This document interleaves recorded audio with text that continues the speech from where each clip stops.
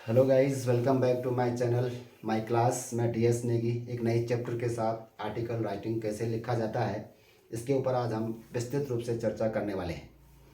Article क्या होता है और इसके ऑब्जेक्टिव्स क्या होते हैं, ये चीज़ पहले हम देखेंगे कि आर्टिकल हिंदी में जिसको हम बोलते हैं लेख लेखन। आर्टिकल एक लेख होता है जो कि एक रिटन वर्क होता है और इसको हम प्रिंट और इलेक्ट्रॉनिक मीडियम में प्रकाशित करते हैं। और इसका जो उद्देश्य होता है किसी डिबेट से रिलेटेड टॉपिक को समाज को देना, या किसी रिसर्च रिजल्ट, कोई रिसर्च हुई है उसका रिजल्ट क्या निकला है और उसके काउजेज़ क्या निकले हैं, उसके इफ़ेक्ट्स क्या निकले हैं, उससे क्या एडवांटेजेस होने वाली है, उससे क्या डिसएडवांटेजेस होने वाली है, उसके बारे में प्रिंट या इलेक्ट्रॉनिक मीडियम के माध्यम से सोसाइटी को, वर्ल्ड को देना, उसको बताना, ताकि लोगों में एक जागरूकता आए। उसके बाद किसी भी एकेडमिक एनालिसिस के बारे में समाज और दुनिया को बताना, या फिर किसी भी प्रकार का कोई भी टॉपिक जिसके ऊपर रिसर्च की गई है, जिसके ऊपर बड़े बड़े डॉक्टर्स ने, साइंटिस्ट ने, इकोनॉमिस्ट ने, एजुकेशनिस्ट ने रिसर्च की और फिर उसके जो फैक्ट्स हैं, जो उसके प्रभाव हैं, जो उसके कारण हैं, जो उसके लाभ है, जो उसको हानि, जो उससे होने वाली हानियां हैं, उनको प्रिंट मीडियम के माध्यम से या इलेक्ट्रॉनिक मीडियम के माध्यम से पूरी दुनिया में जागरूकता फैलाई है। और इसमें हम जो हमारा जो एक मोटिव होता है कि आर्टिकल उन्हीं टॉपिक्स पे लिखा जाता है जिनमें काउजेज़ होते हैं, जिनमें इफ़ेक्ट्स होते हैं, जिनमें एडवांटेजेस होती हैं और जिनमें डिसएडवांटेजेस होती हैं। तो आर्टिकल के बारे में हमने समझ लिया, इसकी मीनिंग के बारे में समझ लिया, इसके पर्पस के बारे में समझ लिया। पर्पस क्या आर्टिकल का? कोई डिबेट, कोई एकेडमिक एनालिसिस, या फिर कोई रिसर्च रिजल्ट के बारे में फैक्ट्स को देना समाज में। तो आज हम यहाँ पर आर्टिकल राइटिंग से संबंधित जो बहुत ही महत्वपूर्ण एक क्वेश्चन हमारे पास सीबीएसई क्लास 12th में आता है, उसको हम सॉल्व कर रहे हैं यहाँ पर। तो सबसे पहले मैं आपको इसके जो पैरामीटर्स हैं, जो असेसमेंट पैरामीटर्स हैं, उनको बता रहा हूँ।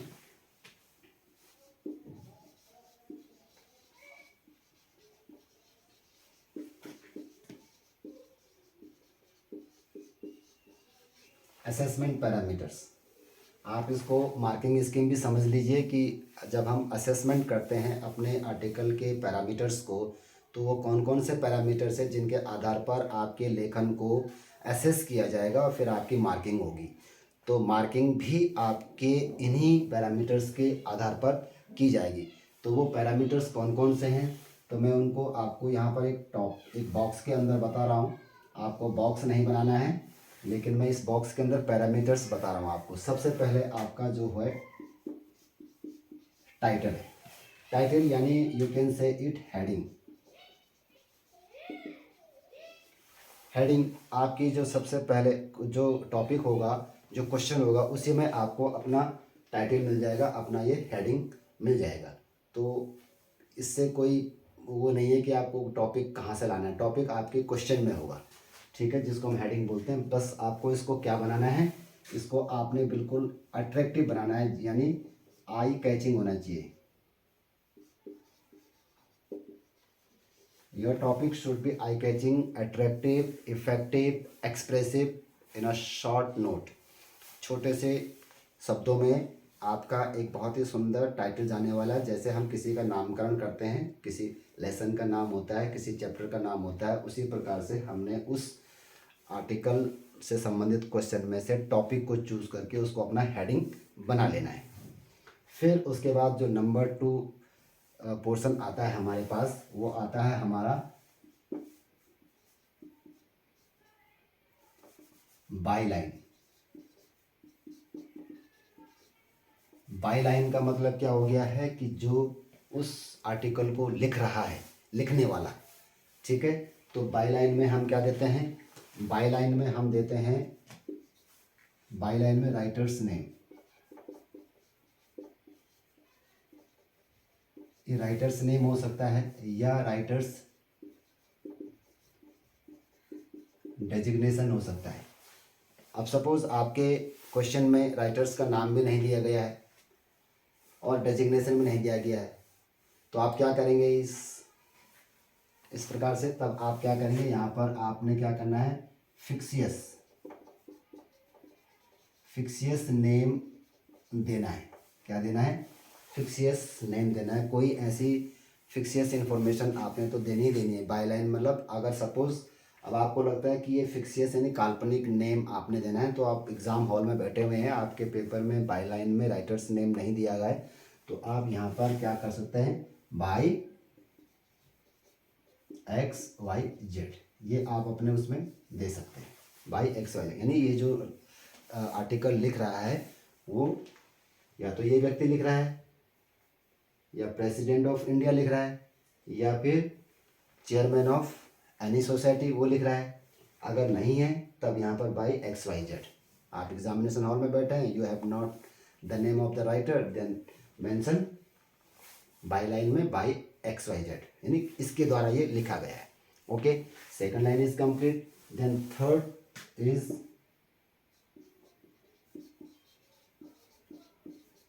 Introductory para. ये पैरा होगा आपका फर्स्ट, इंट्रोडक्टरी पैरा। अब इस इंट्रोडक्टरी पैरा में क्या देना आपने, इस इंट्रोडक्टरी पैरा में आपने रेलिवेंट टॉपिक सेंटेंस देना है, यानी रेलिवेंट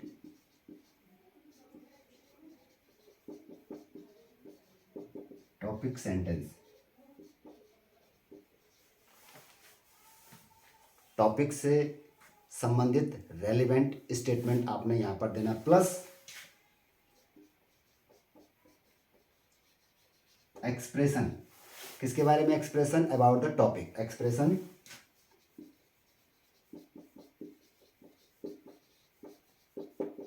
टॉपिक से रिलेटेड पूरा एक्सप्रेशन देना है कि वो टॉपिक किस चीज के बारे में, यानी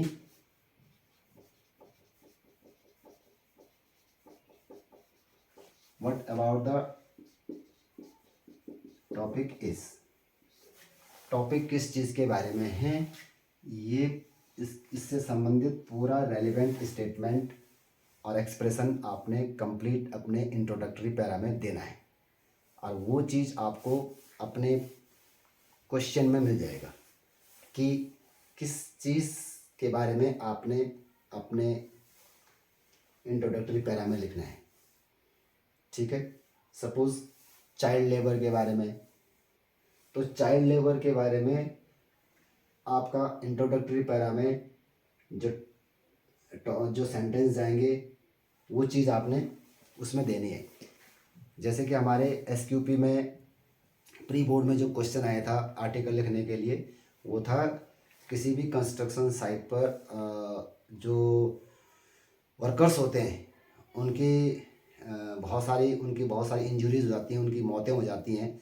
तो क्यों हो जाती है, तो यहाँ पर किसके कारण हो जाती है, वो जितने भी जो ये कंस्ट्रक्शन साइट के जो मैनेजर्स होते हैं, जो इनके अंडर जो भी इसको हैंडल करते हैं, वो किन किन चीज़ों का पालन नहीं करते हैं। तो ये मतलब क्या है उसमें पहला टॉपिक, पहला सेंटेंस क्या दे रखा है कि जैसे कि हमारे पास क्वेश्चन में आ रखा था कि जो construction site is believe to be quite hazards, a lot of fatal work and injuries happen.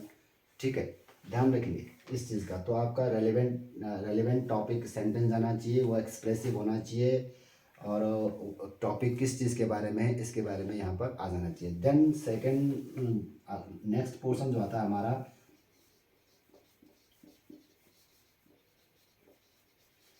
Development of para third, para second, development of para two. अब जब आपने इंट्रोडक्टरी पैरा अपना फिनिश कर दिया है, उसमें आपने इंट्रोडक्शन दे दिया है कि किससे रिलेटेड टॉपिक के बारे में बात करने वाले हैं आज आप, उसके बाद उस जितनी भी चीज़ें आपने अपने इंट्रोडक्टरी पैरा में दी हैं टॉपिक से रिलेटेड, उसके तमाम सारी चीज़ें, उसके सारे एस्पेक्ट्स, उसके सारे पहलुओं पर यहाँ पर चर्चा करनी है। तो यहाँ पर किन चीज़ों पर चर्चा करेंगे आप, डेवलपमेंट ऑफ पैरा टू में किन बातों को लिखेंगे, तो यहाँ पर हम यहाँ पर इंफॉर्मेशन किस चीज़ की देंगे, हम यहाँ पर तमाम सारी उन वेरियस जितने भी हमारी जो डिस्कशन यहाँ पर जो हम लिखेंगे,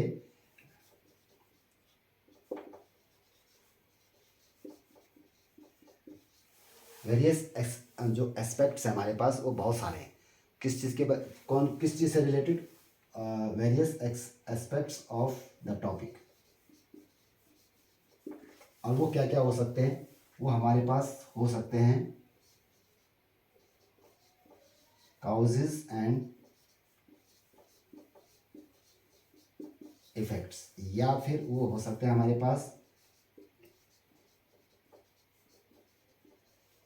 एडवांटेजेस एंड डिसएडवांटेजेस।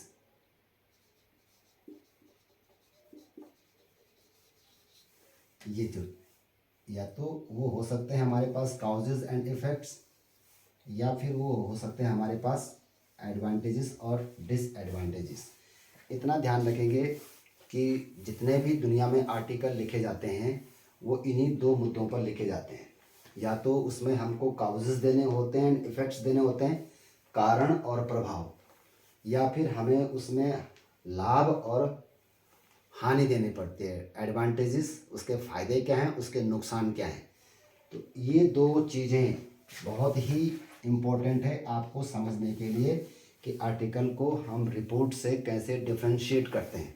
जब हम रिपोर्ट राइटिंग लिखते हैं तो उसमें और आर्टिकल राइटिंग में कितना डिफरेंस आ जाता है। तो रिपोर्ट तो हम कोई घटना जब घट जाती है उसके बाद हम उसके बारे में एक रिपोर्ट बना करके पब्लिश करने के लिए भेजते हैं। लेकिन आर्टिकल में क्या होता है, आर्टिकल में घटना घटी नहीं है, आर्टिकल में तो कोई रिसर्च हो रही है और उसके रिजल्ट, उस रिसर्च का जब रिजल्ट आया तब उसके हमने काउजेज एंड इफेक्ट्स बताए या एडवांटेजेस और डिसएडवांटेजेस बताई। ठीक है ना। तो ये आर्टिकल और रिपोर्ट में आपको अंतर करना चाहिए कि आर्टिकल में सिर्फ हम काउजेज एंड इफेक्ट्स लिखते हैं या फिर एडवांटेजेस और डिसएडवांटेजेस लिखते हैं, इसके अलावा कुछ नहीं है। इसको रिपोर्ट से कंपेयर मत कीजिएगा। रिपोर्ट में हम किसी घटना के घट जाने के बाद उसके बारे में एक लेख बनाते हैं और फिर उसको पब्लिश करने के लिए या किसी अखबार में जानकारी के लिए कि हमने इतने तारीख को ये प्रोग्राम मनाया। ओके गाइस, तो यहाँ पर सेकंड पैरा में आपने जो हमारा कंटेंट पार्ट होगा उसमें हमने इंट्रोडक्टरी पैरा फर्स्ट दे दिया, सेकंड में हमने अपने आइडियाज़ को डेवलप किया। उस आइडियाज़ को डेवलप कैसे किया, उसमें काउजेस बताए, उसमें इफ़ेक्ट्स बताए, उसमें एडवांटेजेस बताई और उसमें डिसएडवांटेजेस बताई। उसके बाद जो अगला पोर्शन आता है हमारा वो आता है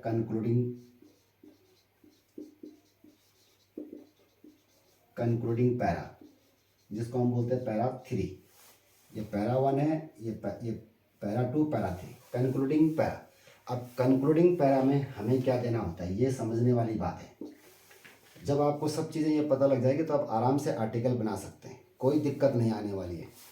तो यहाँ पर आप कंक्लूडिंग पैरा में आपने क्या देना, राइटर्स ओपिनियन।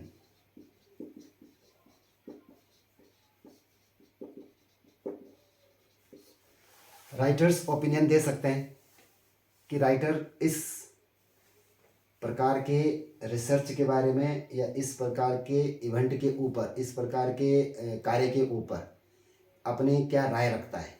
तो वो लास्ट में अपनी ओपिनियन रखेगा। प्लस क्या कर सकता है, प्लस वो यहाँ पर आपको सुझाव दे सकता है। प्लस यहाँ पर वो क्या कर सकता है, एडवाइस दे सकता है या फिर अपने कमेंट्स दे सकता है। क्या है, कमेंट्स। राइटर्स ओपिनियन हो सकता है, राइटर्स के क्या हो सकते हैं, कमेंट्स हो सकते हैं, या फिर रिकमेंडेशंस हो सकती है, या फिर क्या हो सकती है, रिकमेंडेशंस।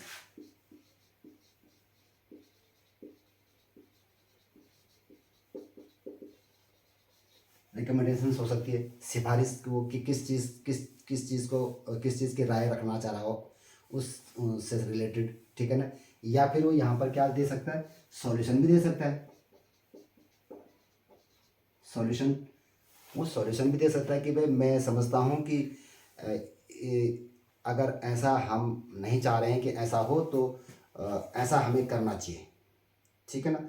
तो मान लीजिए जैसे कि अगर लेबर्स की ज़्यादा फर्टिलिटी ना हो, उनको ज़्यादा परेशान ना होना पड़े तो हमें कौन कौन से स्टेप्स उठाने चाहिए ताकि जो जितने भी वर्कर्स हैं उनको बड़ी बड़ी माइंस में काम करते वक्त इतने सारी प्रॉब्लम्स को फेस करना होता है। अगर ये चीज़ उनको दी जाए तो उनको उन समस्याओं से निजात मिल सकती है। तो यहाँ पर हमने क्या दिया, हमने सॉल्यूशन भी दिया अपनी तरफ से। फिर या फिर आपको उम्मीद हो सकती है अगर आप सॉल्यूशन नहीं दे सकते तो आपको उम्मीद हो सकती है समाज से, सोसाइटी से, या उस ग्रुप से, या उस कंपनी से, या उस गवर्नमेंट से। तो आप उम्मीद भी कर सकते हैं, या फिर आप क्या कर सकते हैं, या फिर आप क्या कर सकते हैं, call for action. Call for action, action के लिए भी आप बोल सकते हैं कि इस पर ऐसा एक्शन लिया जाए, अथॉरिटी को एक्शन लेने के लिए कह रहे हैं आप। या फिर आप उससे संबंधित होने वाली एक वार्निंग जारी कर सकते हैं कि अगर भाई आपने ऐसा नहीं किया तो ये भी इससे ऐसे भी हो सकता है। तो गाइज ये जो अगर पैरामीटर्स अगर आपने समझ लिए ना, तो फिर आपको आराम से बिल्कुल इजीली आप किसी भी आर्टिकल को हैंडल कर सकते हैं। तो ध्यान रखेंगे ये सीबीएसई के according to CBSE as per CBSE के पैरामीटर्स हैं आर्टिकल को असेस करने के। ये मैं अपने से नहीं बता रहा हूँ, मैंने इसके ऊपर रिसर्च की है। उनके जो साइट पे जा कर के आर्टिकल के पैरामीटर्स क्या हैं उनको देखा है, उनको मैंने पढ़ा है, और फिर सारे पैरामीटर्स मैंने आपको डिट्टो वैसे बता दिया है जैसे सीबीएसई ने अपने दिशा निर्देश में टीचर्स के लिए और छात्र छात्राओं के लिए दे रखे हैं। तो गाइस सबसे पहले आपका टाइटल होगा जो कि बहुत ही अट्रैक्टिव होना चाहिए, कैची होना चाहिए।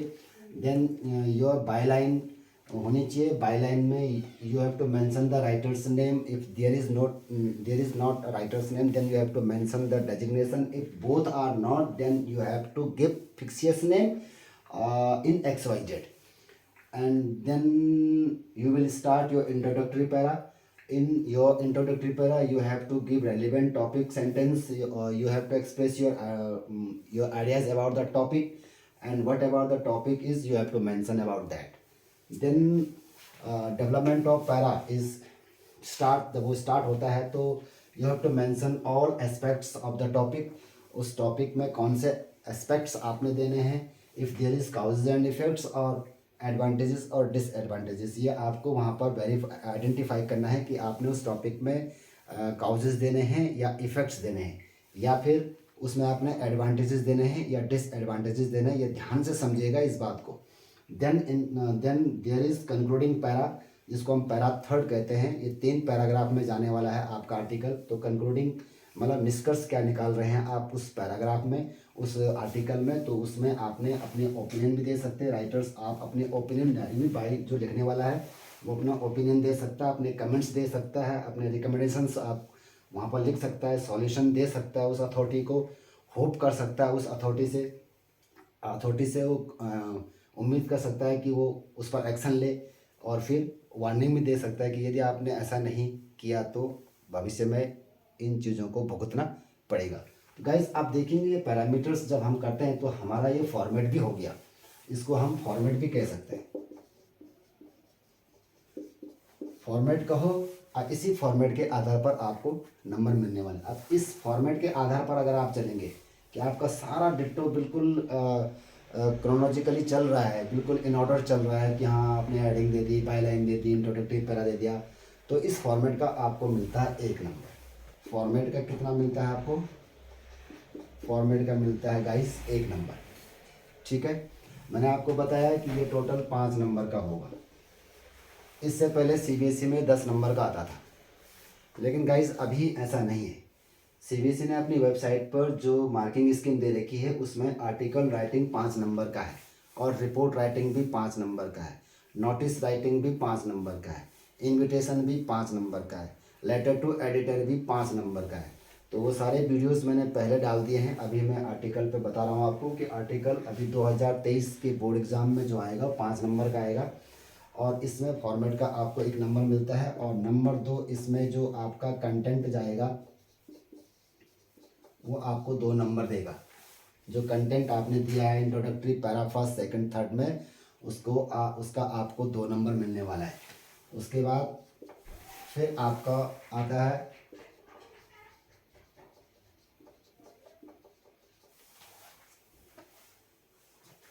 ऑर्गेनाइजेशन।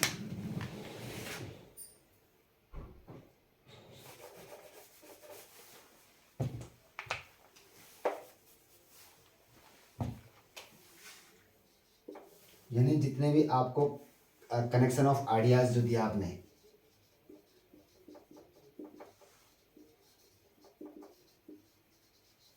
कनेक्शन ऑफ आइडियाज़ का 1 नंबर मिलेगा आपको, और नंबर 4 पर आपको मिलेगा एक्यूरेसी का 1 नंबर मिलेगा। ये एक्यूरेसी में आपको क्या देखना पड़ेगा, स्पेलिंग देखनी पड़ेगी, ग्रामर देखनी पड़ेगी, और इसमें आपको देखना पड़ेगा पंक्चुएशन।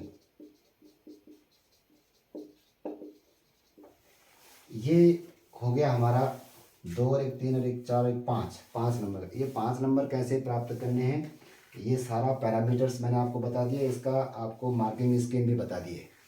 अब हम इसमें एक क्वेश्चन सॉल्व करेंगे, और वो क्वेश्चन जो हमारा प्री बोर्ड में आया था उसी को हम सॉल्व करने वाले हैं। थोड़ा सा वीडियो लंबा होगा, डोंट वरी, आप इसका स्क्रीनशॉट ले लीजिए।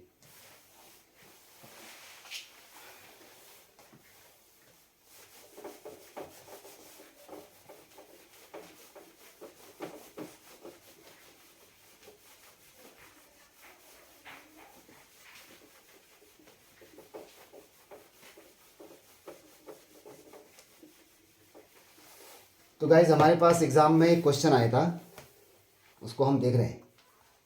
थोड़ा सा मैं लैपटॉप खोल लूँ।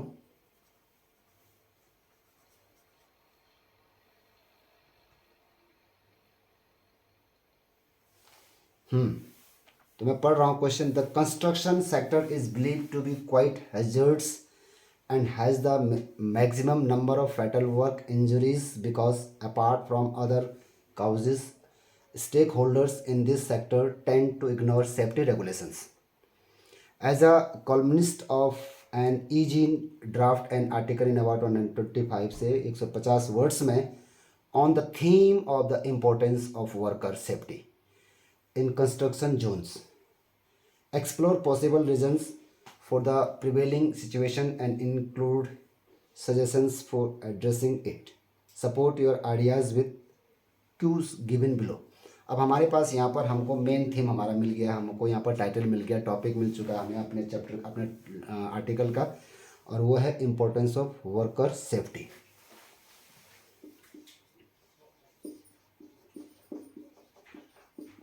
इम्पोर्टेंस ऑफ वर्कर सेफ्टी, ये हमारा मेन टॉपिक हो गया। जैसे मैंने आपको फॉर्मेट में बताया था कि ये हमारा टाइटल हो गया, ठीक है। अब इसको कौन लिख रहा है यहाँ पर? As a columnist for an ezine draft an article. As a आप एक क्या है, कॉलमनिस्ट है, और आपको ईजीन फॉर एन ईजीन के लिए आपने एक नोटिस, एक ड्राफ्ट बनाना है, एक आर्टिकल बनाना है, ठीक है ना। तो यहाँ पर बाय किसके द्वारा लिखा जा रहा है? अब यहाँ पर नाम नहीं दिया गया है बाय, तो आप एग्ज़ाम में इसमें XYZ कर सकते हैं, ठीक है।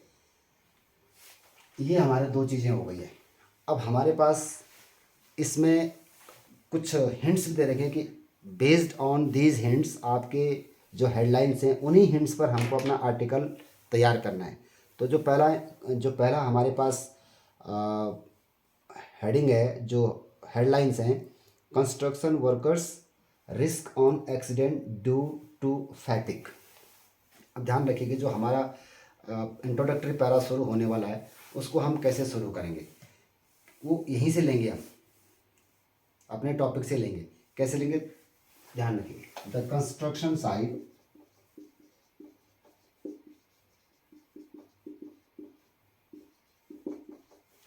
क्या लिख रहा है? The construction site is believe to be quite. The construction site is क्या लिख रहा है? The construction site is believe to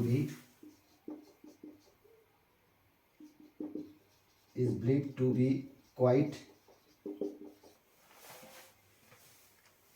quite hazards.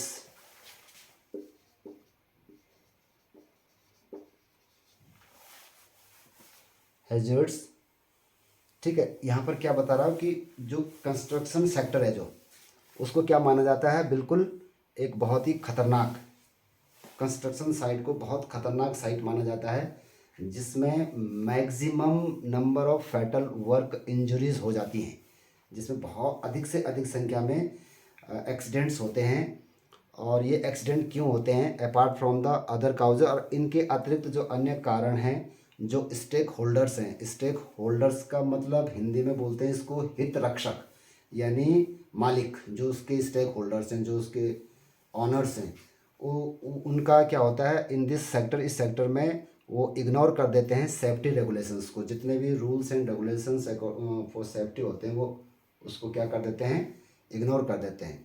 सो यहाँ पर जो कंस्ट्रक्शन साइट को क्या माना जाता है, is believe to be quite hazards माना जाता है। हैजर्ड्स मीन्स खतरनाक माना जाता है। एंड अ लॉट ऑफ जो फैटल वर्क होती है, इसमें हम क्या रखेंगे, and a lot of fatal injuries, जो फैटल ऑफ इंजरीज होती हैं, and a lot of fatal injuries are happen.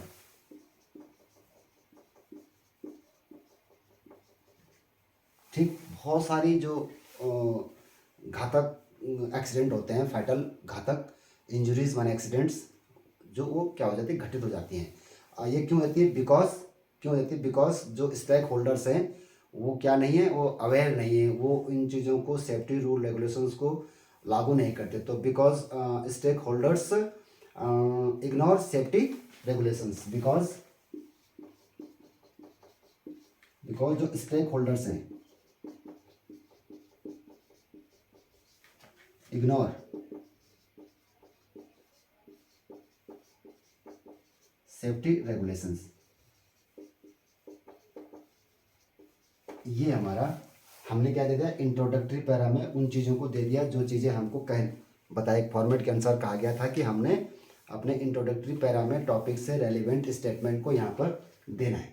तो और भी यहाँ पर हम दे सकते हैं। तो क्या होगा, the construction site is believe to be quite hazards and a lot of fatal injuries are happen because stakeholders ignore safety regulations. क्योंकि जो स्टेक होल्डर्स होते हैं, जो हितरक्षक होते हैं, जो मालिक होते हैं उस कंपनी के, उस खनन के, वो क्या कर देते हैं, सेफ्टी रेगुलेशंस को ताक पर रख देते हैं और मजदूरों को काम पर लगा देते हैं।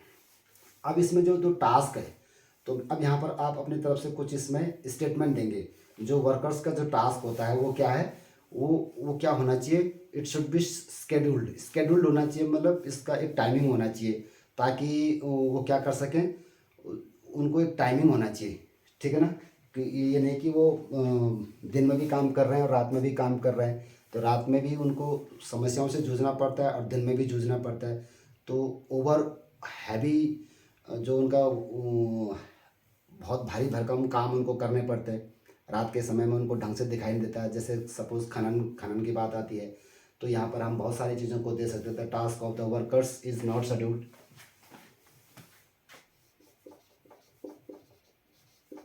The task of workers is not scheduled,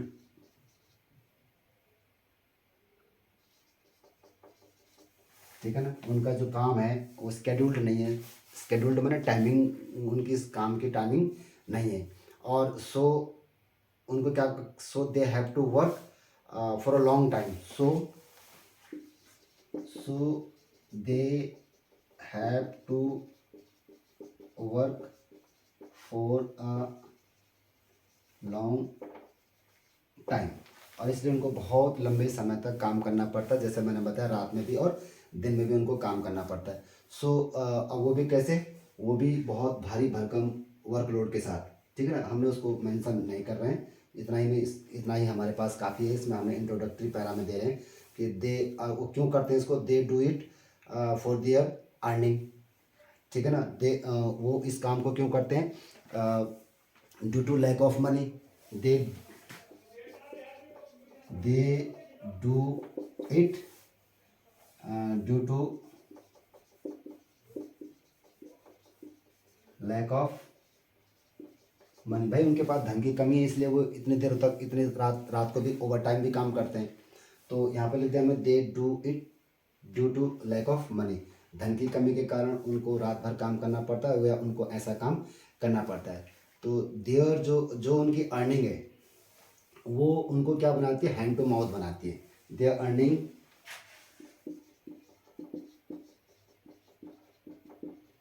their earning make them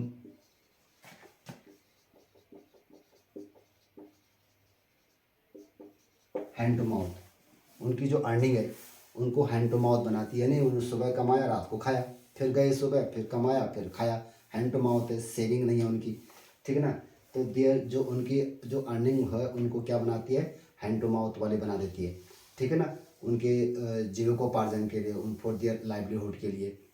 इसी प्रकार से आप देख सकते हैं कि in this race of earning, इस दौड़, अर्निंग की इस दौड़ में बहुत सारे लोगों के क्या होता है, एक्सीडेंट भी हो जाते हैं।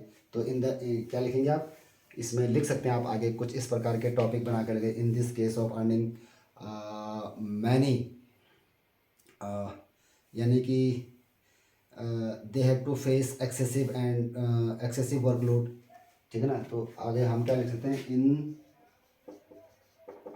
In this race of earning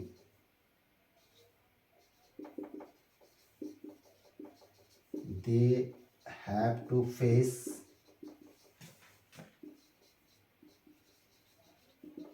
excessive, क्या एक्सेसिव फैटिग भी लिख सकते हैं आप, या फिर एक्सेसिव, इसमें क्या कहते हैं, वर्कलोड, ठीक है ना, excessive workload, they have to face excessive workload. उनको बहुत अत्यधिक भारी भरकम काम जो उनके लिए क्या, उनको सहन करना पड़ता है। और इस प्रकार से क्या हो जाता है, दे गेट टायर्ड, ठीक है ना। एंड क्या लिखा हमने, हमने लिखा है कि in this race of earning they have to face excessive workload and get tired, वो थक जाते हैं। कि हमारा जो हिंट्स है वो भी आ रहे हैं इसमें, ठीक है ना। और थकान के कारण क्या होता है, तो गेट टायर्ड एंड समटाइम्स, और इसी थकान के कारण एंड समटाइम्स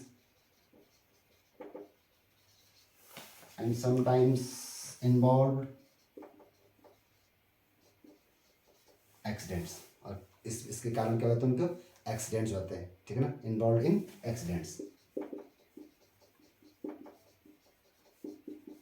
ये तो यहाँ पर हमारा वो भी आएगा, जिक्र भी आएगा थकान का, यहाँ पर जैसे क्वेश्चन में दे रखा है, ठीक है ना, risk of accident due to fatigue. तो यहाँ पर हमारा अब आ गया कि ये यहाँ से in this race of earning they have to face excessive workload and get tired and sometimes involve in accident. ये हमारा बहुत अत्यधिक काम का बोझ उन पर रहता है, तो दिन रात काम करता था, कभी कभी एक्सीडेंट भी उनके साथ हो जाता है। तो इस प्रकार से आपने अपना ले लिया। अब दूसरा पैराग्राफ, ये हमारा फर्स्ट पैराग्राफ हो गया।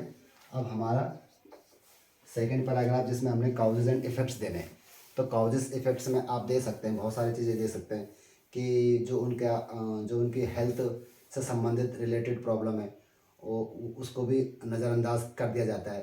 तो यहाँ पर दूसरा जो पोर्शन दे रखा है हमको, यहाँ पर दे रखा है कि construction workforce health challenges in extreme weather conditions, ठीक है ना। जो बहुत ही वेदर कंडीशंस होती हैं, बहुत ज़्यादा ख़राब मौसम होते हैं, उसमें जो चैलेंजेस उनको झेलने पड़ते हैं अपने काम के दौरान, उसके बारे में जिक्र करना है। तो यहाँ पर हम लिख सकते हैं, क्या लिख सकते हैं कि health problems of construction workers,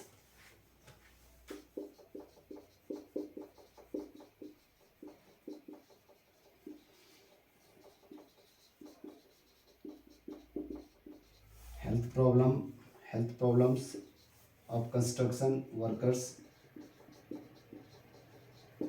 जो कंस्ट्रक्शन वर्कर्स हैं उनकी जो हेल्थ से रिलेटेड प्रॉब्लम है, और ये क्या है, एक मेजर फैक्टर है, ठीक है ना। ये भी क्या है, एक दूसरा फैक्टर है, इनफर्टिलिटीज़।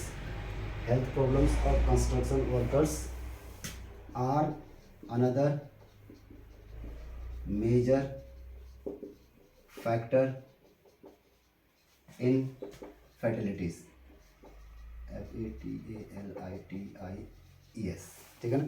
जो फर्टिलिटीज़ हैं, जो चोटें हैं, जो कैजुअलिटीज़ हैं, जो एक्सीडेंट्स हैं, वो उनके पीछे एक हेल्थ प्रॉब्लम से संबंधित भी कारण है।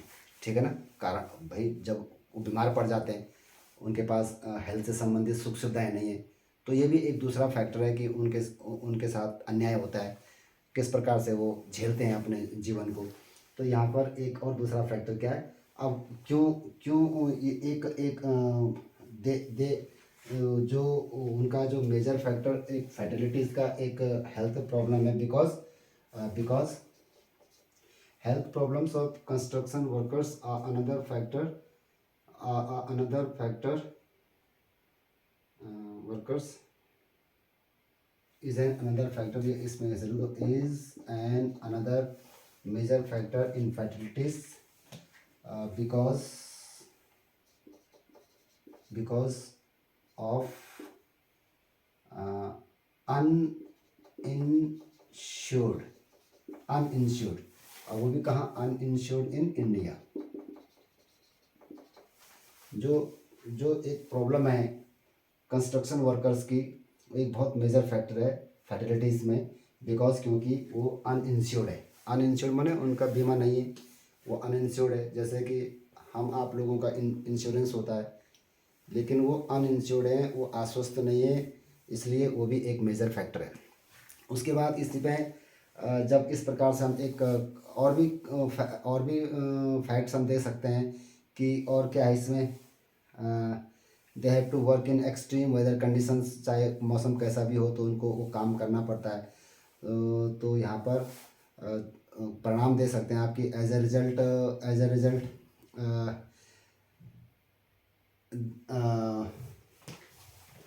यहाँ पर लिख सकते हैं एज अ रिजल्ट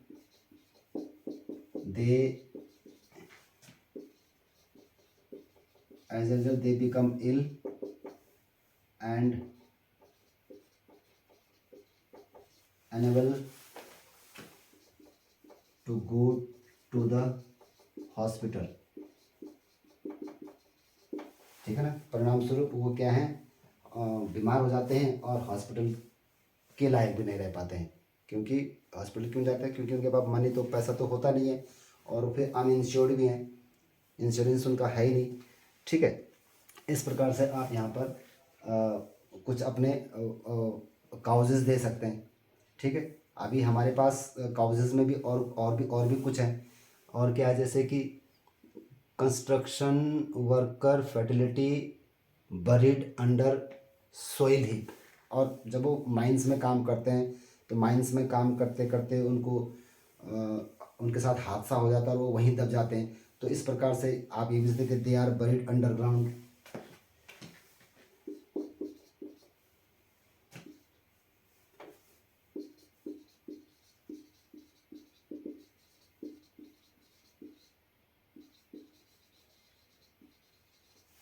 क्या कब कब कब वो जमीन मतलब कब वो दब जाते हैं, कब व्हेन जब जब क्या होता है, जब safety precautions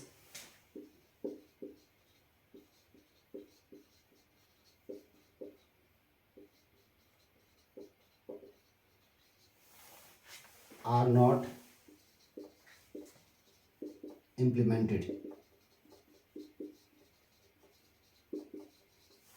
implemented by the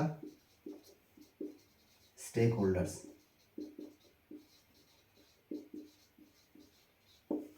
जब स्टेक होल्डर्स के द्वारा सेफ्टी प्रिकॉशंस को इम्प्लीमेंट नहीं किया जाता तो उनको इस चीज़ को भी झेलना पड़ता है। माइंस में काम करते करते वक्त उनको क्या पड़ना, वो दब भी जाते हैं। ठीक है ना। इन द माइनिंग साइट्स में आप यहाँ पर लिखते हैं, माइनिंग साइट्स में लिख सकते हैं, कुछ लिख सकते हैं कि they are buried underground when safety precautions are not implemented by the stakeholders। Stakeholders के द्वारा जब प्रिकॉशंस को फॉलो नहीं किया जाता है तो उनके साथ ये हादसे भी हो जाते हैं। तो इस प्रकार से एक्सीडेंट्स होते हैं। ठीक है ना। और कंस्ट्रक्शन साइट पे अब इसमें और भी दे रखा है कि are construction managers from Mars and workers from Venus. अब यहाँ पर सुपीरियरिटी और इन्फीरियरिटी की बात हो रही है कि दे फील दमसेल्व्स। यहाँ पर कंपनी मैनेजर्स यानी construction managers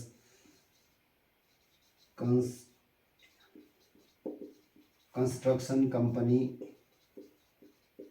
managers construction company managers feel superior, ठीक है ना। Construction company manager feel superior themselves, ठीक है ना, अपने आप को बहुत सुपीरियर फील करते हैं। और वो उनको कैसे देखते हैं, वो उनको एज मशीन देखते हैं। They view the workers as machine, ठीक है ना। They view the workers as machine, वो मशीन की तरह उनको देखते हैं कि बस काम करते रहो, मशीन कभी थकने वाली नहीं है। इस प्रकार से वो उनके साथ डिस्क्रिमिनेशन करते हैं, ठीक है ना। अपने आप को सुपीरियर समझते हैं, उनको इन्फीरियर समझते हैं। इस प्रकार से आप यहाँ पर लिख सकते हैं। और बहुत सारी चीज़ें हैं। तो इस प्रकार से आप accidents are happen on construction site. अब यहाँ पर ये भी एक रीज़न देख सकते हैं कि जो एक्सीडेंट्स होते हैं,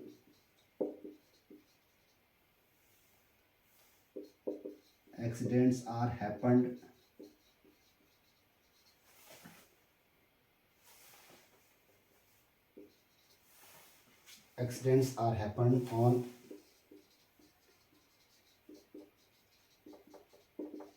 construction sites by a lack of proper training, ठीक है ना। अब हम वहाँ पर चले गए लास्ट वाला हेडलाइंस में। Accidents are happen on construction sites by a lack of proper training regarding safety,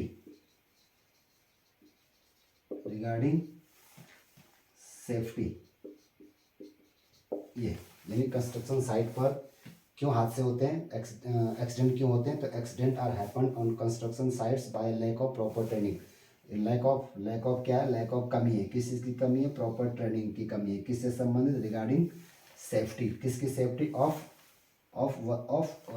जो वर्कर्स है, ठीक है ना, ऑफ वर्कर्स। तो यहाँ पर आप ये आपने ट्रेनिंग से संबंधित भी दे दिया। अब आपका थर्ड पार्ट शुरू होता है। थर्ड पार्ट में आपका है कंक्लूडिंग पार्ट, ठीक है ना। तो हम यहाँ पर कंक्लूडिंग पार्ट दे रहे हैं थर्ड में।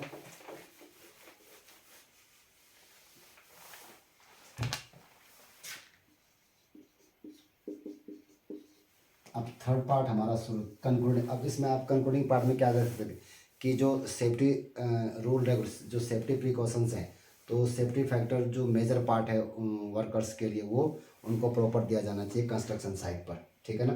तो यहाँ पर आप कर सकते हैं safety factor is the major part of construction site. It protects, यहाँ पर देख सकते हैं आप जो है safety factor is a main safety factor is a main part of the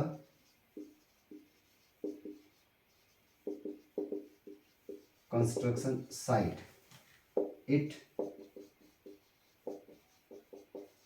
protects, ये प्रोटेक्ट करता है। ये किसको प्रोटेक्ट करता है, ये प्रोटेक्ट करता है पब्लिक को, वर्कर्स को। It protects the workers and public, ठीक। अब आप यहाँ पर अपने ओपिनियंस दे रहे हैं जो कंक्लूडिंग पार्ट में कि safety factor is main part of the construction site. It protects the workers and the public. और ये पब्लिक और वर्कर्स को क्या करता है, सेफ्टी प्रदान करता है, ठीक है ना। और ये क्या करता है, ये सेफ्टी क्या करती है, इट रिड्यूसेस, क्या रिड्यूस करती है, ये जो रिड्यूस करती है वर्कलोड, एक्सीडेंट को कम करती है। जो वर्कलोड के कारण जो एक्सीडेंट होते हैं उनको कम करती है। तो it reduces work related accidents, ठीक है गाइस। तो ये वर्क रिलेटेड एक्सीडेंट जितने भी होते हैं उनको कम करता है if there is a proper training of safety, ठीक है ना। अगर प्रत्येक मजदूर को प्रॉपर ट्रेनिंग दे रखी है सेफ्टी से रिलेटेड, तो फिर जो वर्क रिलेटेड एक्सीडेंट्स होते हैं वो बहुत कम इससे हो जाते हैं, होंगे मतलब। सो एवरी कंस्ट्रक्शन यहाँ पर, अब आप यहाँ पर अपना देंगे। सो